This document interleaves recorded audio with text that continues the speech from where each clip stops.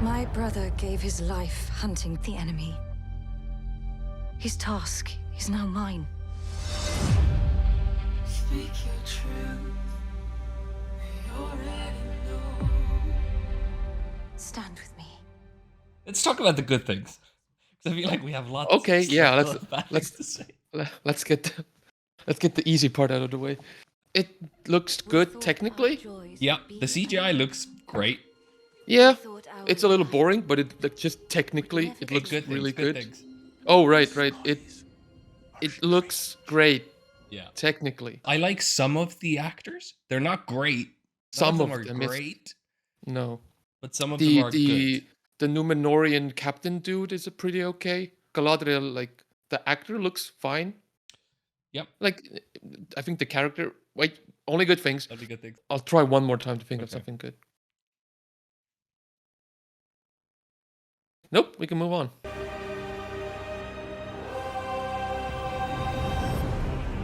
So we open with the first episode is I mean we're establishing that Galadriel is the main character. Yeah, And we it's get her story. get a great kind of opening hunt sequence Yeah. that is all immediately I was like, this Mhm. is not good. The way Yeah. if this is your like elite elven force Mhm. and the way they fought these ice trolls, What's very important in the chaos of that environment is communication.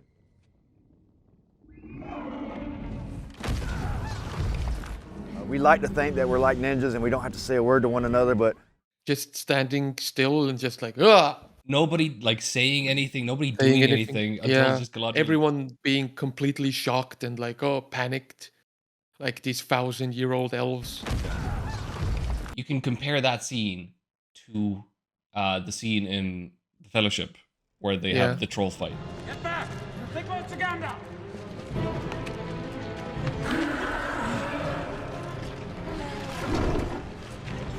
they have a cave troll.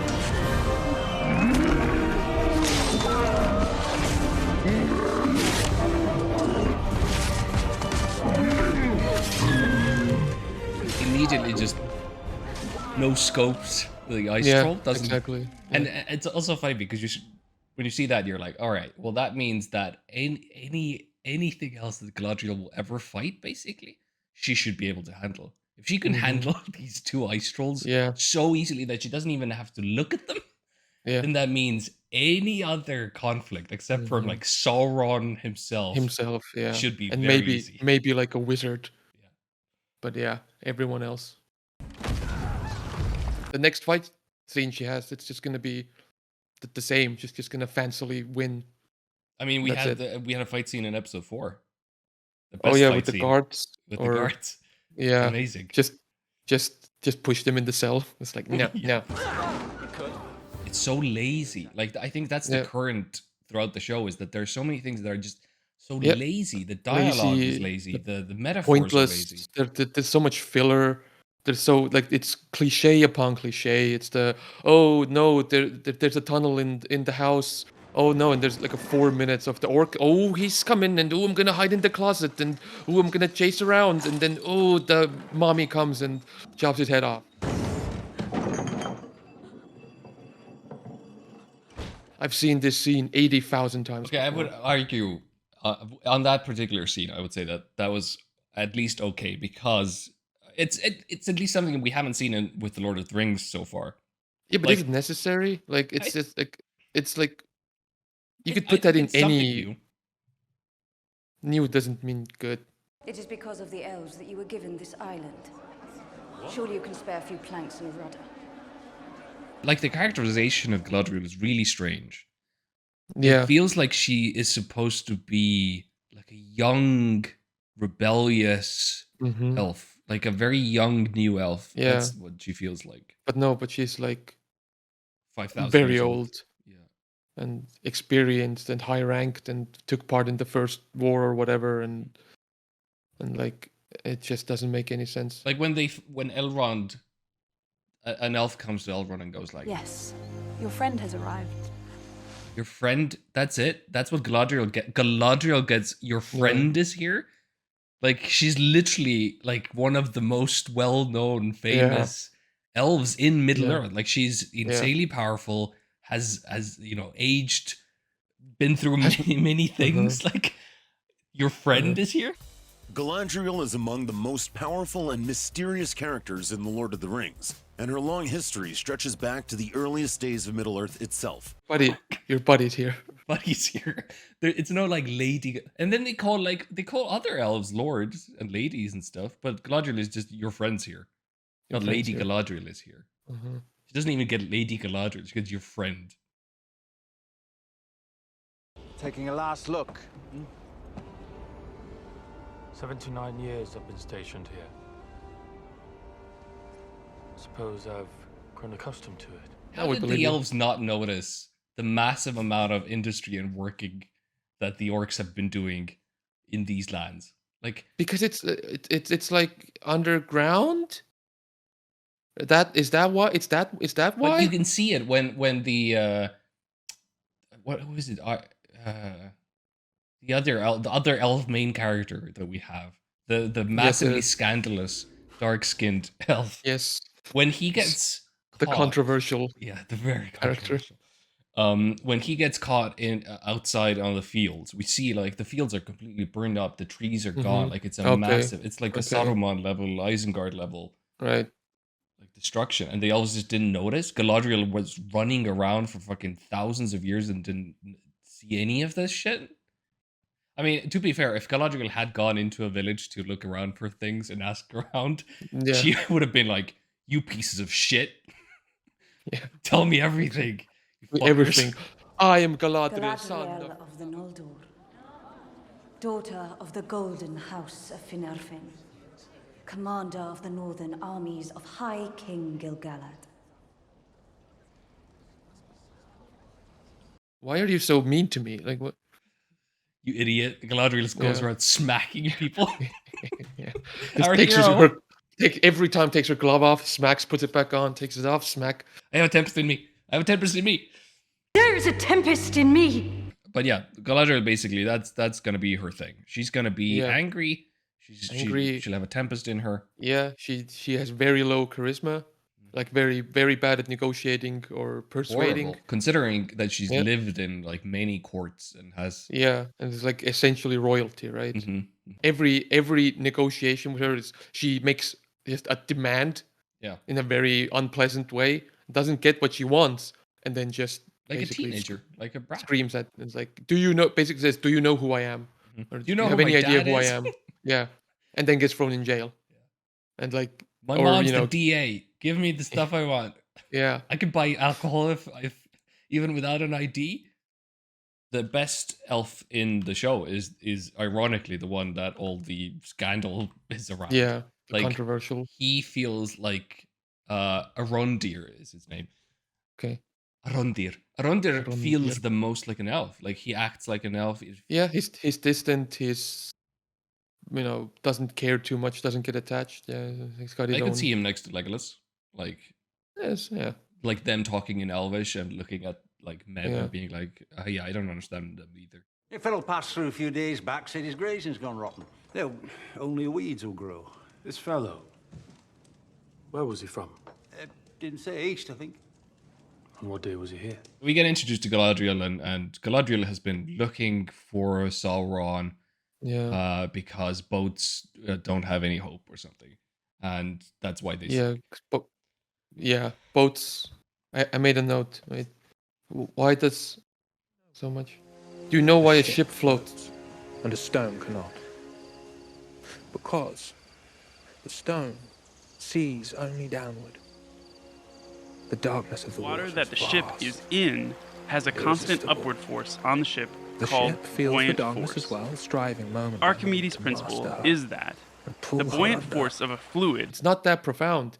It's not like there was a fucking Nietzsche poem at the end there. Like it was just, oh, boats, they always look up because of the sun or the light. And it's like, okay, that's basic navigation, but okay. Well, it's sure. just buoyancy. I mean, I guess Yeah. the elves just don't know that shit. Yeah. they genuinely think that boats sink because like The captain looks up. Yeah. I mean, Maybe that's why they lose at some point. It's because they Yeah. can't do this stuff. Back towards the boat thing, I did wonder, like the moment the show started, I was immediately like, why? Because the other elves start like throwing rocks at the boat. Yeah, It yeah. feels very un-elven. Yeah, like- exactly. It's just they're human kids. They just Yeah. have pointy like it's if they hadn't been elves, like it would have made the exact same amount of sense. Like they make all these like different like races or characters or beings and stuff, and then it's like they're just a regular human with like it's the rebellious human. Like there's nothing about Galadriel that tells you that it's a 5,000-year-old elf. There's nothing elvish about the elves. Yeah. It's just pointless. Like it's just. Can you imagine like having a flashback of young Legolas and young, and with his friends, and Legolas like just builds a fucking, something to play with, and the other kids are like, "Hey, oh, I'm Legolas. I make toys from straw. And then they slap it out his face, and Legolas is like, "No, what are you doing?" Like it's just there's and then nothing elvish cut about to that. the scene where Legolas is like, they're singing about a lament Yeah. for Gandalf, but I don't have the Yeah, words. I don't have the words to translate. Cut back. Like to- it's just, It's like, what? That's not elven. Like, it yeah. doesn't feel right. It feels very No. strange. And you're right. They just wrote human kids. they just wrote human characters and just they say they're elves. I mean, yeah. And then Galadriel's brother gets killed or something, and also gets a symbol carved into his Yeah. skin, One whose meaning even our wisest could not discern. which then The later symbol turns of- out to be a map. It really feels like the third Star Wars where they do the thing and it's like, oh wait, I'm an idiot. I've been looking at this for thousands of years. I never turned it around. It is a map of the Southlands.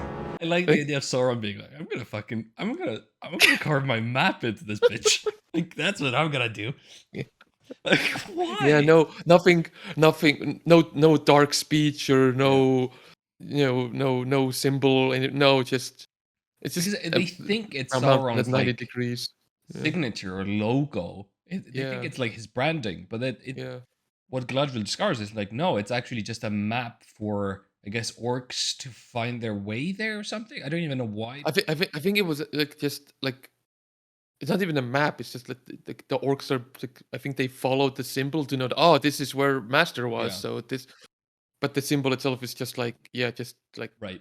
Mordor. Something. And then we have I did like the scene with Elrond and the dwarves generally, but Is that we in the again, first episode? Or? I think it is. Maybe it's not, but when Elrond goes to visit Durin, but there's another like moment there that feels like the show keeps doing this where they set up like an obstacle. We seek an audience with Prince Durin.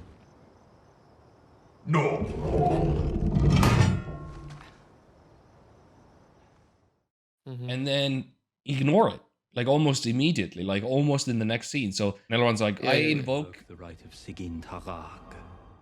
and Elrond goes in and kicks rocks in like a weird rock battle with Durin, loses, which means that you're exiled. Take your leave. Yeah. And then it doesn't matter. Durin's just like, nah. You're staying for dinner. He's leaving. He's staying. He's leaving. He's staying. Nah, come on. Whatever. You're friends. Yeah. It's like, why even do it? Like, Yeah, why even do exactly? it? Yeah. Why? Why bother? What was the point of all of those scenes? Something. We also get another great elvish metaphor, which is one of those things. I listened to it and I was like, huh. And then I thought about it. I was like, wait, that makes no fucking sense. Elrond says, there is no secret worth concealing with deception. of course you would. That's literally a secret. That's literally what a secret is. What? How what else you- would you conceal a secret? Yeah, I mean, that is deceiving. Yeah. Is to not like Yeah. say a thing. Having a secret is already deception. Yeah. It's like, Yeah. why? Who wrote this? Something. Also, I like in the fourth episode where Durin's wife, they're trying to conceal the Mithril secret for Yeah. some reason. And Some reason. Durin's wife is lying to Elrond about it. Yeah. and then Durin and Dira, I think is it, Sure. the husband and wife dwarf meet up on a bridge, and the wife is like, yeah, he bought everything, and I'm having him escorted out. Cut to Elrond on another bridge on the city, staring at them in the city. Yeah.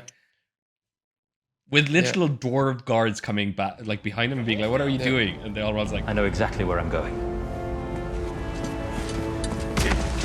and the dwarves walk away, and I'm like, Yes. they didn't. What do you mean you escorted him out, darling? You didn't do shit. Like, what the fuck is this?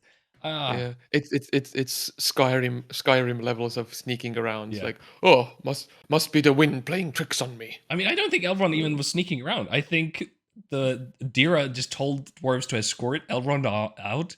They didn't. Like, they forgot. They just didn't do it. And Elrond was like, I guess I could just stick around. Yeah. Like, that's what happened. And then let's quickly talk about the Harfoots as well, because they're also in the first 2 episodes, they're a huge thing.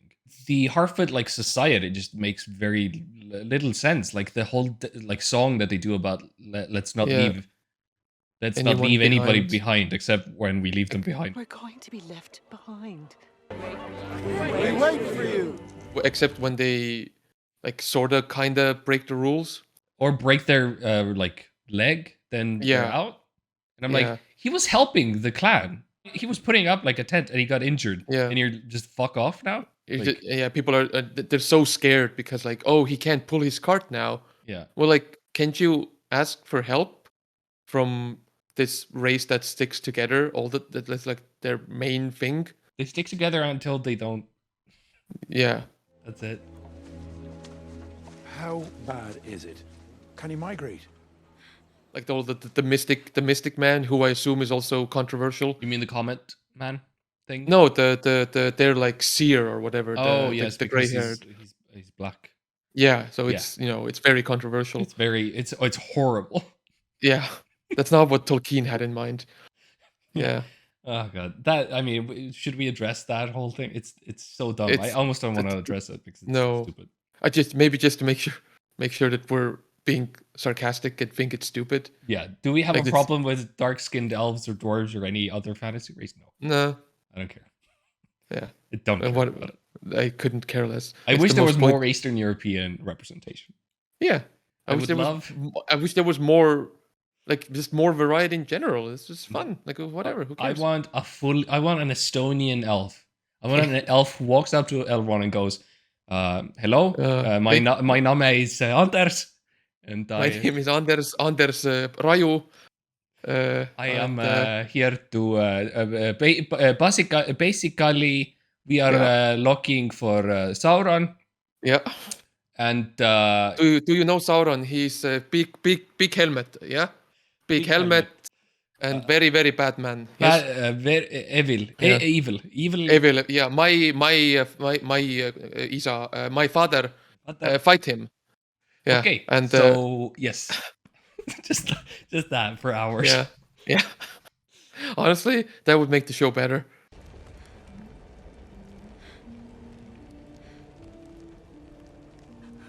We have a Comet Man that comes in, and everybody thinks, who I assume is like a Gandalf type. Yeah. That's the point as well, where they start throwing in the red herrings or the ideas of like, hey, Sauron could be anybody and everywhere, and they try to kind of hint. Even with the Comet Wizard, they're like, hey, if it's evil fire, then it doesn't hurt or something, and then fire around the Comet Man doesn't hurt Nori. No, they do like stuff like that. In the 4th episode, they're like, when the comet falls, then Sauron's age is coming, and then they're throwing around these things. But with the Comet Man, I think there's nothing much to say. I'm annoyed by him a little bit because I feel like he's not a character. He's not a mystery. He's not a mysterious character. He's just a mystery. And then we have the human. What's his name? Brad. Halbrand. I think it's Jerry. Yeah, Jerry. Jerry the king. Jerry the human king. Did you like that moment where they did the whole thing like, hey, you're a king, like take up your sword and throw it, and Yeah. reclaim your kingdom. Aragorn, I And mean Jerry. Yeah, and he's like, no, my ancestors fought for Morgoth. I can't. Like I might be corrupted or something. Yeah, Wow, it's but so but unique. you're clearly not though, because you're clearly a good guy. Like that's clearly what the show is telling us. It's like you're such a nice, cool, suave, charismatic man with anger issues, but you know. I mean, it's so clear that they're doing Aragorn again, Yeah. but this time Aragorn fails. Your people have no king, for you are him. Put aside the ranger. Become who you are born to be. You can see the script. You can literally see the script running. Yeah. And even if they subvert it at the end, that's not enough. Like that's not if our predictions come out to be like, oh, actually it was the opposite of what we predicted, that's doesn't make the show good. The island kingdom of Numenor.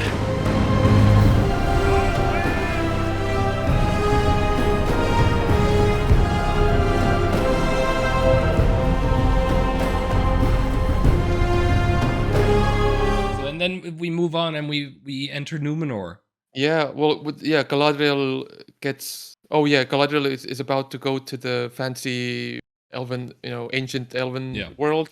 Yeah. Then at the last minute, jumps off the boat, and then the fish comes and destroys everyone. But King Jerry and Galadriel miraculously survive. Yeah. And get picked up by Elendil. the Elendil. And Miriel has her up for tea.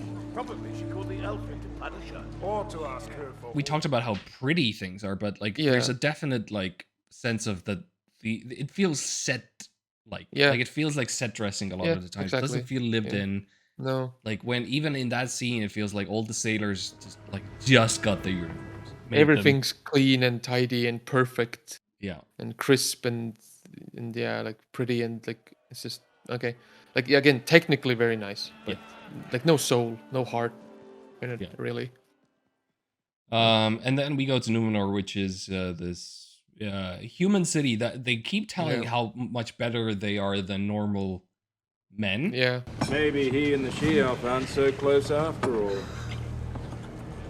Wager she'd prefer someone of better breeding. There's no real clear idea why they're better. No. There's nothing about it. No. They just seem they're still just grumpy and racist and angry. They're so angry at this one elf. Yeah. They're just so mad about it. Like and then, one of random course, elf shows up. Galadriel knows exactly how to respond to that situation, Yeah. which is march into court and be like, Mhm. give me the stuff I want, you bitch. Yeah. She literally says that. Where I run and how I run there are none of your concern. Anywhere is better than here. And the queen, of course, responds to this. I mean, the queen has pressure coming in from the rest of the Numenorians who don't want an elf here. Galadriel is clearly a horrible person anyway in this court. And then the queen makes, of course, the logical decision of, I'm not going to make a decision for like a couple of days. A few days, perhaps.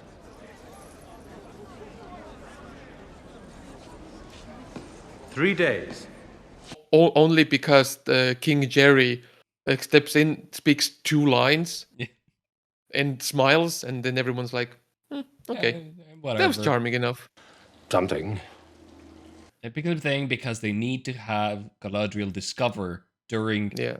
I mean, number one, we get Galadriel gets kind of put in house arrest. And the elf is to be restricted to palace grounds.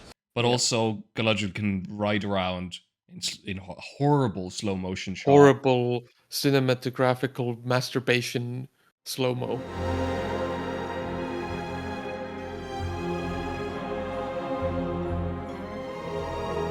It's one of the worst scenes. It's just, first of all, it's completely pointless. Yep. And the elf is to be restricted to palace grounds. Just loves horses. She really loves horses. She fucking, yeah. That's literally the only time she smiled. Something. I guess Elendil's like excuse to the queen later would be like, well, you never told me not to do it. You never told me to not let this prisoner into our archives. We get a nice shot in the fourth or a nice scene where we get the that they took like literally Monty Python or like South Park level. They took our jobs. Taking your trades. Workers who don't sleep, don't tire, don't age. They took your job. It's one stranded elf. Yeah, it's one elf. One elf who just happened to come here by a miracle. There has been any sightings of any elves for centuries, and one happens to somehow come here, and everyone's are like, and the people are like, they took our jobs. They're gonna take our jobs, guys. You don't get what this means. Okay, this elf is going to take all of our jobs. She doesn't need to sleep. Yeah, don't like focus on the fact that she comes from a race that literally lives in like amazing like paradise kingdom. Yeah, and this is royalty, and like clearly is not interested in staying here. She wants to become a smith, probably. Yeah, a smith and a farmer at the same time. Like, I don't get it. That scene could be so easily like fixed. Just focus on the fact that men die or mortals and elves are immortal, and be angry at that, because that was like Numenorean kind of thing. Sauron convinces Ar-Pharazôn that he should make war upon the Valar and take control of the Undying Lands, which he says will allow him to claim immortality by force. So like, just do that. But instead they do like, hey, elves don't age, they don't need to drink as much, so labor problems. Yeah. Yeah, and but they're also like, it's like almost like gearing up for a protest or a revolution, but like against who exactly? Like, or what? Like the elves who live in like an absolute paradise back in Middle Earth, who live half a world away. Yeah, and like have amazing lives. Like, have no interest in It's but they might come and take your boat and fish with it. The expeditionary force will be made up of brave sons and daughters from across fair Numenor. 5 minutes later, the queen's like, let's go to war. And let's help the elves. And people are like, let's do it. Yay! Like, wait, what? Which is it? They're here to take our jobs. They're like, also a bunch of people are like, let's go to war with. Like, let's go to war. The queen said it's fine. They're like, yay! The leaves fall off a tree, and she's like, everybody to war now. Yeah, it's very like. No, everybody! It's a message from the gods. Yeah. Everybody to war now, and then Galadriel is brought back, and like, I mean, I trust her now. Galadriel again could have done. They set up these obstacles, and in the end, it turns out that none of it mattered anyway. Pointless. Yeah. It's not like the tree leaves wouldn't have fallen and been a signal for the queen to do this, right? Like, there's no. So the Galadriel could have literally done nothing, and the same stuff would have happened. Yeah, because the plot needs to move forward. We need to get the Numenorians to Middle Earth, so to fight the big battle against the bad orcs.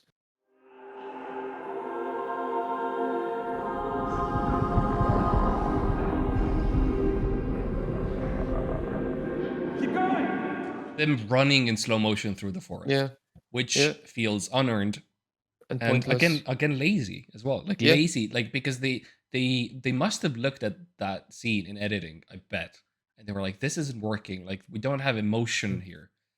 How can we get emotion? We can't do anything else because we've shot everything and everything's done, so we can't do anything." Let's slow mo and music. Let's just add slow motion and music, and there we go. Again, like. Those scenes, compare that to Boromir's death. Boromir's death is earned. Like, we care about him. We got to know him. He made a sacrifice. Yeah. Also, in this, we know they're not going to die. Yeah. Like, we know they're not going to kill 3 or even 1 of the main characters. Like, we know that's not going to happen. There's no tension there. Yeah. In the movies with Boromir, you're like, if the first time you're seeing it, you're like, oh, wait. Like, you're like rooting for him to live. Because, you're not sure. The Horn of Gondor. Boromir.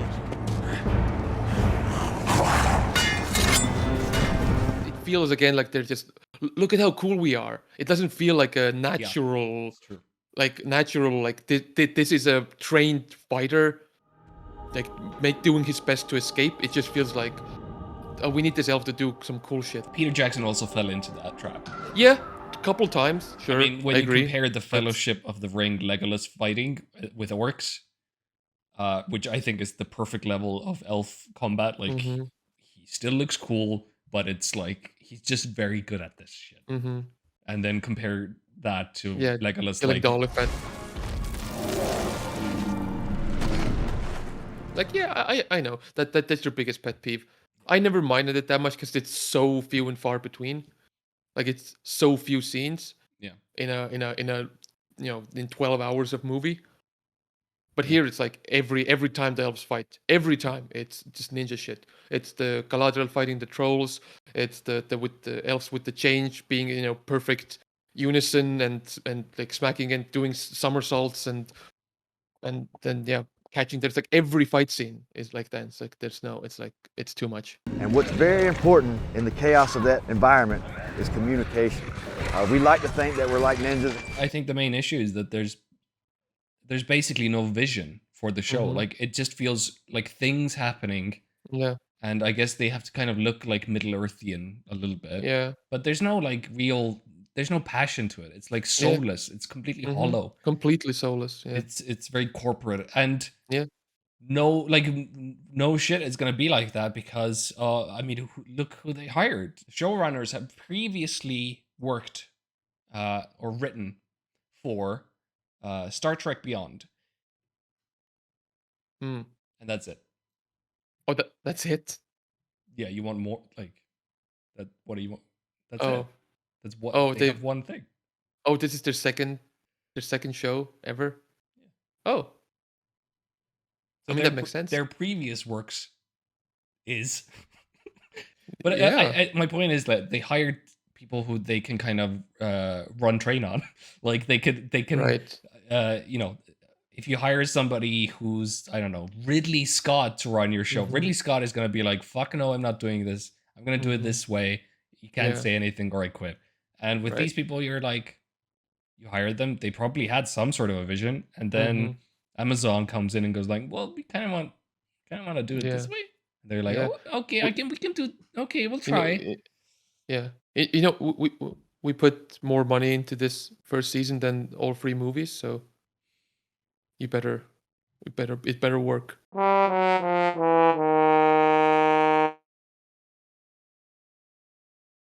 It's such a far cry from the movies. Oh yeah, In terms of quality and vision again. quality, vision, and just overall, just like what's the word, like the vibe or whatever. Yeah, It's like the atmosphere. movies are they're so they're so warm and so human, and like there's believable characters doing good things and fighting against struggling against it's like And it feels there real. is it feels like real characters going in a real journey, and there's no warmth in this show.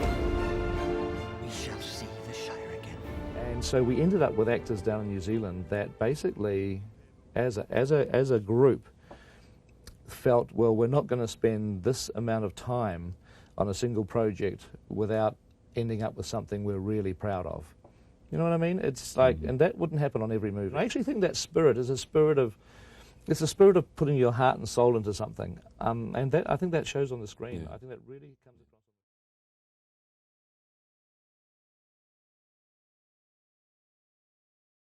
So yeah, Yeah. it's just bad. I guess I'm gonna finish it. I want to see Galadriel smack somebody with Mhm. the Elven Yeah. Rings. Right. Just like walk up to another king or Mhm. queen and be like, "Bitch, Mhm.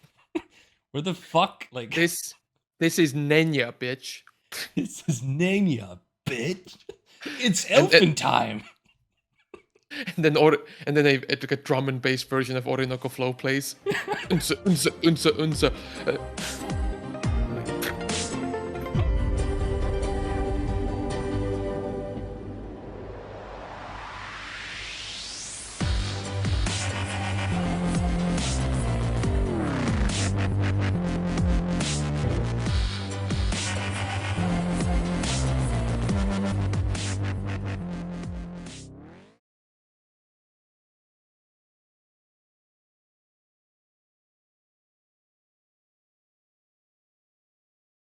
Something.